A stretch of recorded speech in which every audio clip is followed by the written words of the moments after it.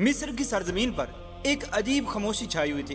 बरसों की गुलामी, फिरौन के जुल्म और मुसलसल आजमाइशों के बाद आखिर वो वक्त आ पहुंचा था जब अल्लाह तबारक व तआला ने अपने जलीलुल कदर नबी हजरत मूसा अलैहिस्सलाम को हुक्म दिया कि बनी इसराइल को लेकर मिस्र से निकल जाएं।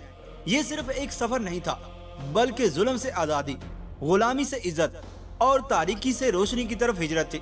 चुनांचे जैसे ही रात हुई, अल्लाह तबारक व तआला ने तमाम बनी इसराइल के जो वलदुल जिना थे उनको किब्तियों के अंदर जमा फरमा दिया, और किब्तियों के अंदर जो बनी इसराइल के वलदुल जिना थे उनको बनी इसराइल के साथ जमा कर दिया। और अल्लाह तबारक व तआला ने फिरौनियों पर एक ऐसा अजाब नादिर किया कि वो अपने मुर्दों को दफन करने के अंदर मशगूल हो गए। यहाँ तक कि एक बंदे को जब दफन करके फारिग होते तो साथ ही साथ दूसरा शख्स मार जाता। चुनांचे इसी रात की तारीकी में हजरत मूसा अलैहिस्सलाम अपनी कौम के हजारों अफराद के साथ मिस्र से रवाना हुए, और हर शख्स के दिल में उम्मीद भी थी और खौफ भी, और इन्हें मालूम था कि फिरौन उनका पीछा जरूर करेगा, लेकिन इन्हें अपने रब के वादे पर पूरा पूरा यकीन था। और यूं फिरौनी सुबह होने तक अपने अजाब के अंदर मुब्तला रहे और इन्हें बनी इसराइल के जाने का बिल्कुल इल्म ना हुआ। जहां तक कि जब कुछ लोगों को इल्म हुआ तो उन्होंने ये कहा कि जब सुबह के वक्त मुर्गे अजान देंगे तब हम बनी इसराइल की तलाश के अंदर निकल जाएंगे। लेकिन अल्लाह तबारक व तआला का करना ऐसा हुआ कि उस रात किसी मुर्ग ने अजान ना दी। चुनांचे जैसे ही बनी इसराइल मिस्र से निकले तो इब्तिदा में सफर मामूल के मुताबिक चलता रहा, मगर कुछ ही देर बाद एक अजीब मामला पेश आया। तमाम लोगों की आंखों पर एक अंधेरा छा गया, यहाँ तक कि हजरत मूसा अलैहिस्सलाम और बनी इसराइल गोया के अंधे हो गए थे और उन्हें रास्ता दिखाई नहीं दे रहा था। लोग चलते तो महसूस होता जैसे वो वहीं खड़े हैं, कभी दाईं तरफ जाते और कभी बाईं तरफ, लेकिन मंजिल का कोई निशान नजर न आता और काफिले के अंदर बेचैनी फैलने लगी।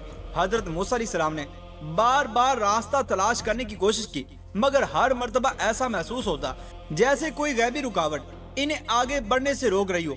आपने आसमान की तरफ नजर उठाई और अपने रब से दुआ की, और फिर अपनी कौम की तरफ मुतवज्जे होकर फरमाया, मुझे सच सच बताओ, क्या तुम में किसी को मालूम है कि हमारे इस सफर में ये रुकावट क्यों पेश आ रही है? चुनांचे बनी इसराइल के बूढ़े बूढ़े अफराद जमा हुए और हजरत मूसा अलैहिस्सलाम पूछने लगे, क्या तुम लोगों पर कोई ऐसी जिम्मेदारी बाकी है जिसे तुम भूल चुके हो? लोग एक दूसरे का चेहरा देखने लगे, हर तरफ खामोशी थी। फिर चंद बूढ़े अफराद आगे बढ़े और आहिस्ता से और अदब से अर्ज किया, ऐ अल्लाह के नबी, हमें अपने बुजुर्गों से एक बात सुनने को मिली थी कि हजरत यूसुफ अलैहिस्सलाम ने अपने वफात के वक्त ये वसीयत फरमाई थी कि जब बनी इसराइल कभी मिस्र से निकलें तो मेरे ताबूत को अपने साथ जरूर लेकर जाएं। शायद हम इस वसीयत को पूरा किए बगैर यहाँ से निकल रहे हैं, इसीलिए अल्लाह तबारक व तआला ने हमारे सफर के अंदर रुकावट डाल दिया। ये सुनते ही हजरत मूसा अलैहिस्सलाम के चेहरे पर गौर व फिक्र के आसार नुमाया हो गए। आपने फौरन दरियाफ्त फरमाया, अगर ये बात है तो फिर मुझे बताओ, हजरत यूसुफ अलैहिस्सलाम की कब्र कहाँ है? ये सवाल सुनकर पूरा मजमा खामोश हो गया। किसी ने नजरें झुका ली और कोई एक दूसरे की तरफ देखने लगा, लेकिन किसी के पास कोई जवाब ना था। काफी देर के बाद लोगों ने अर्ज किया, ऐ अल्लाह के नबी, हमें अफसोस है, लेकिन हमें उनकी कब्र का मकाम मालूम नहीं। वक्त गुजरने के साथ ये राज लोगों से छुप गया था। हजरत मूसा अलैहिस्सलाम ये सुनकर खामोश हो गए। एक तरफ अल्लाह का हुक्म था कि कौम को मिस्र से निकालें, और दूसरी तरफ हजरत यूसुफ अलैहिस्सलाम की वसीयत सामने आ गई थी। आप जानते थे कि अल्लाह के नबी की वसीयत कोई मामूली चीज नहीं होती। इसी दौरान मजमे के पिछले हिस्से से एक नौजवान तेजी से दौड़ता हुआ हजरत मूसा अलैहिस्सलाम के पास आया। सांस फूली हुई थी, लेकिन उसकी आंखों में उम्मीद की चमक थी। इसने आकर अर्ज किया, ऐ अल्लाह के नबी, शायद मेरी वालदा आपको हजरत यूसुफ अलैहिस्सलाम की कब्र का मकाम बता सकती हैं। ये सुनते ही हजरत मूसा अलैहिस्सलाम ने फरमाया, अगर ऐसा है तो फौरन हमें अपनी वालदा के पास ले चलो। वो नौजवान हजरत मूसा अलैहिस्सलाम को एक निहायत सादा घर की तरफ ले गया। वहाँ एक दाईफ खातून रहती थी। बुढ़ापे ने उनके जिस्म को कमजोर कर दिया था, बाल सफेद हो चुके थे और चेहरे पर झुर्रियां नुमाया थी, मगर आंखों में ईमान की रोशनी अब भी मौजूद थी।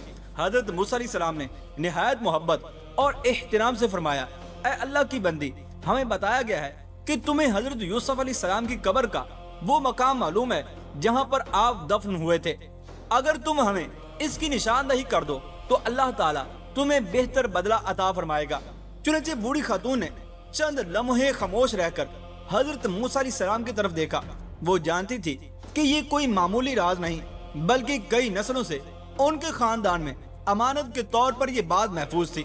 انہوں نے نہایت ہی سکون سے عرض کیا، اے اللہ کے نبی، میں آپ کو حضرت یوسف علیہ السلام کی قبر تک ضرور لے جاؤں گی، لیکن اس سے پہلے میری 2 شرطیں پوری کرنی ہوں گی۔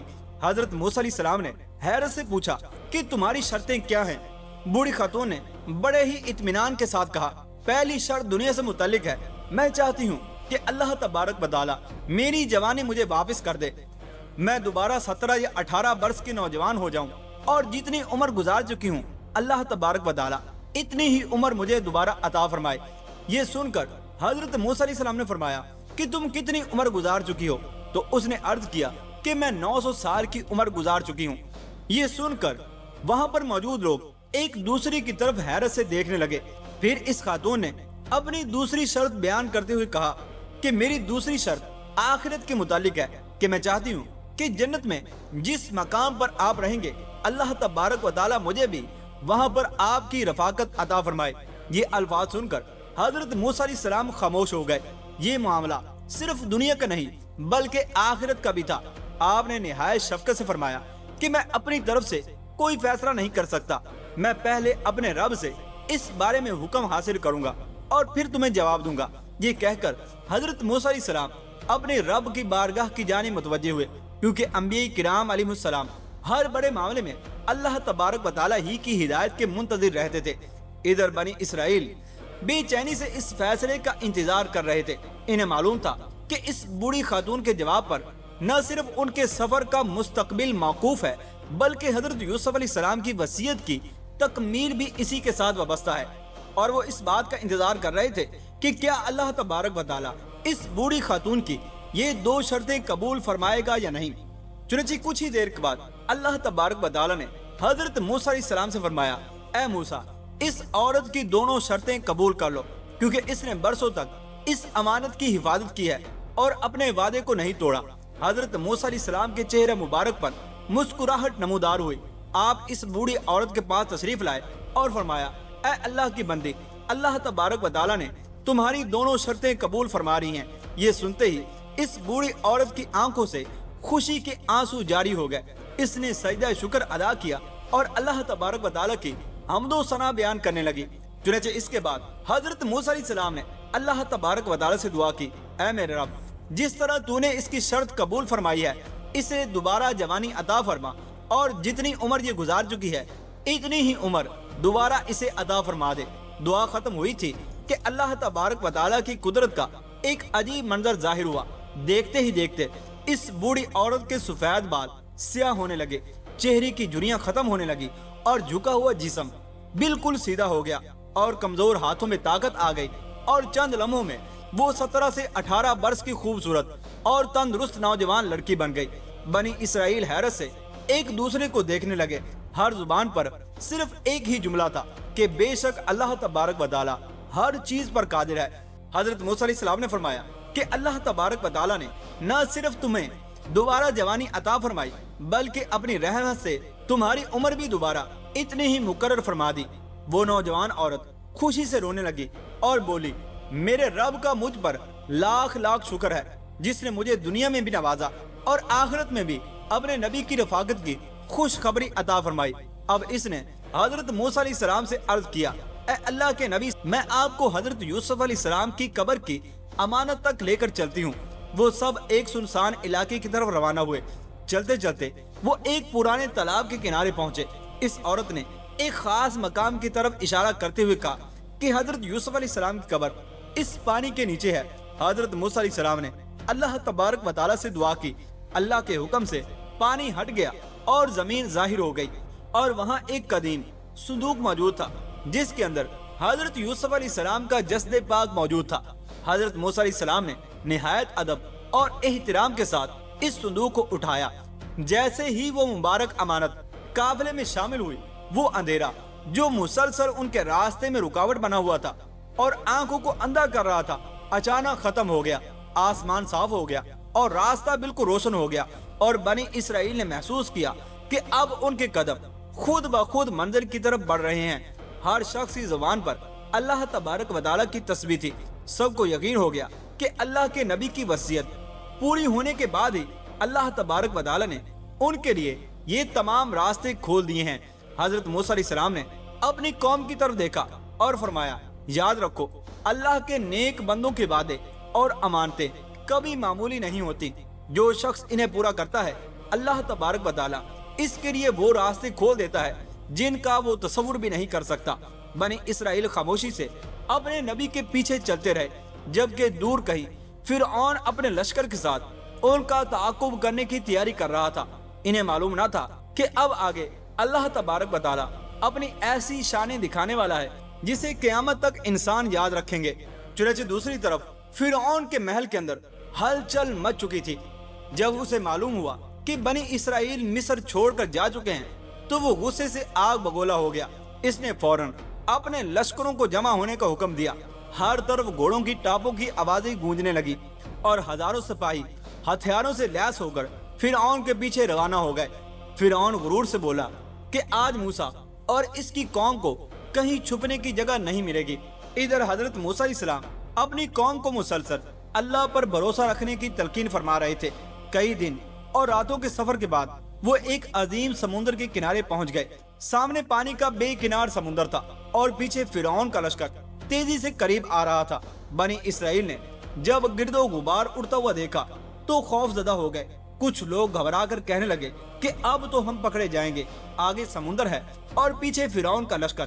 لیکن حضرت موسیٰ علیہ السلام کا یقین اپنے رب پر کامل تھا۔ آپ نے اپنی قوم کو تسلی دیتے ہوئے فرمایا کہ اللہ تبارک و تعالیٰ اپنے وعدے کو کبھی پورا ہونے سے نہیں روکتا، وہ ضرور راستہ پیدا فرمائے گا۔ اسی لیے میں اللہ تبارک و تعالیٰ کی طرف سے حضرت موسیٰ علیہ السلام پر وحی نازل ہوئی کہ اپنے عصا کو سمندر پر مارے۔ حضرت موسیٰ علیہ السلام نے اللہ تبارک و تعالیٰ کا نام لے کر اپنا عصا سمندر پر مارا۔ اللہ تبارک و تعالیٰ کے حکم سے ایک عظیم معجزہ ظاہر ہوا۔ سمندر کا پانی دو حصوں میں تقسیم ہو گیا، درمیان میں خشک راستہ بن گیا۔ پانی دونوں طرف بلند دیواروں کی طرح کھڑا ہو گیا اور اللہ تبارک و تعالیٰ نے بنی اسرائیل کے لیے محفوظ گزرگاہ بنا دی۔ یہ منظر دیکھ کر بنی اسرائیل حیرت اور شکر کے جذبات سے بھر گئے۔ حضرت موسیٰ علیہ السلام سب سے آگے تھے اور پوری قوم ان کے پیچھے اس خشک راستے پر چلنے لگی۔ ہر شخص کی زبان پر اللہ تبارک و تعالیٰ کی حمد و ثنا جاری تھی۔ کچھ ہی دیر میں بنی اسرائیل کا پورا قافلہ سلامتی کے ساتھ سمندر کے دوسرے کنارے پہنچ گیا۔ فرعون نے جب یہ منظر دیکھا تو اس کا غرور مزید بڑھ گیا۔ اس نے سمجھا کہ اگر موسیٰ علیہ السلام گزر سکتے ہیں تو میں بھی گزر سکتا ہوں۔ اس نے اپنے لشکر کو داخل ہونے کا حکم دیا۔ سمندر کے اسی راستے میں پورا لشکر داخل ہو گیا۔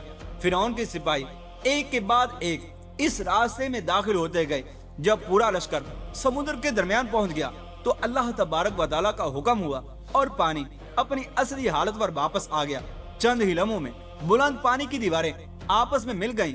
فرعون اور اس کا پورا لشکر پانی کی موجوں میں گر گیا۔ وہی شخص جو اپنے آپ کو سب سے بڑا حاکم اور رب سمجھتا تھا، آج اپنی جان بچانے کے لیے بے بس اور چیخو پکار کر رہا تھا۔ جب اس نے موت کو اپنے سامنے دیکھا تو اس نے ایمان لانے کا اعلان کیا، لیکن اب وقت گزر چکا تھا۔ دنیا میں تکبر اور ظلم کے ساتھ زندگی گزارنے کے بعد آخری لمحے کا ایمان اسے ہرگز فائدہ نہ دے سکا۔ اور یوں اللہ تبارک و تعالیٰ نے حضرت موسیٰ علیہ السلام اور بنی اسرائیل کو اس عظیم ظلم سے نجات عطا فرمائی اور فرعون کو رہتی دنیا کے لیے ایک عبرت کا نشان بنا دیا۔ اللہ تبارک و تعالیٰ ہمیں غرور و تکبر اور کمزوروں پر ظلم کرنے سے محفوظ رکھے اور ظالموں کا ساتھ دینے اور ان کی حمایت کرنے سے بھی محفوظ رکھے۔ آمین یا رب العالمین۔